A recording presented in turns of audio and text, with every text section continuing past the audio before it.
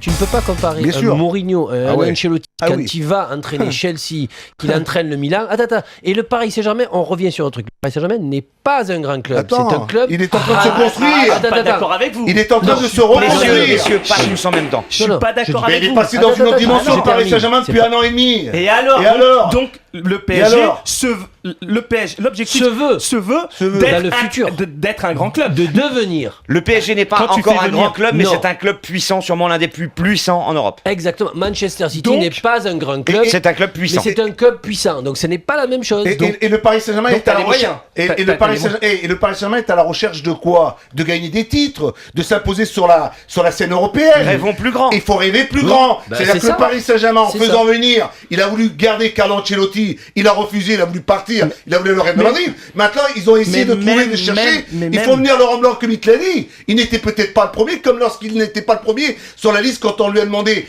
quand il devait aller à Manchester United, quand il devait jouer à l'Inter de Milan ou au Barça, il n'était jamais dans le premier. Mais la différence, c'est que moi, pour ça peut être qu'une bonne surprise. C'est pas exactement, Greg. Donc pour toi, c'est pas une régression. Ah non, déjà le terme il est vachement dur. Non, c'est un pari parce que là, je suis d'accord avec Dak, comme quoi c'est vrai que c'est un jeune entraîneur encore. Et oui, mais laissons-lui le temps. Mais je pense qu'il a vraiment, pour moi, il a l'aura déjà pour exister par rapport aux joueurs. Voilà. Et la carrure, l'expérience aussi, tout ce qu'il a connu en tant que joueur pour aller diriger ce PSG-là. Olivier. Mais en termes d'image, c'est important quand même. C'est autre chose. C'est les clubs, les grands clubs, c'est c'est une belle image, Lolo. Oui, non, je te parle. L'institution. Ouais.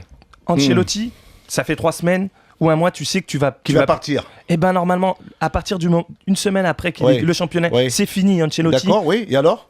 Ça prouve que peut-être on a traîné. Mais non, attends, on a traîné aussi. Il faut savoir se poser des questions aussi, Olivier. Pourquoi on y arrive. Alors tout à l'heure, tu parlais d'Arsène Wenger. Moi, je t'ai parlé de Ferguson. C'est des garçons, c'est des hommes qui ont réussi quand même dans leur club, là où ils ont été, sont restés assez longtemps. Pourquoi? Parce qu'ils avaient certainement les mains libres pour travailler seuls, pour mettre en place un projet. Peut-être qu'il y a certains de ces entraîneurs qu'on a certainement contactés qui n'ont peut-être pas accepté. Ça n'a rien à voir. Moyes, il a fait Everton, ça n'a rien à voir. Ça n'a rien à voir. Mais alors, c'est pas tout ça, même en Angleterre. Non, mais ce que veut dire Louis, c'est que les entraîneurs qui ont été contactés n'avaient peut-être pas envie de venir sous les ordres de Leonardo. Voilà, il y a ça aussi. On ne sait jamais ce qui s'est passé dans les discussions. Non, mais lui, c'est pas que ça. C'est que surtout les entraîneurs qui voulaient venir voulaient avoir les mains libres, c'est sûr, par rapport à Leonardo, mais surtout voulaient pouvoir travailler sur le long terme, ce qu'ils ne pouvaient pas faire ces grands entraîneurs. Ces entraîneurs travaillent sur le long terme.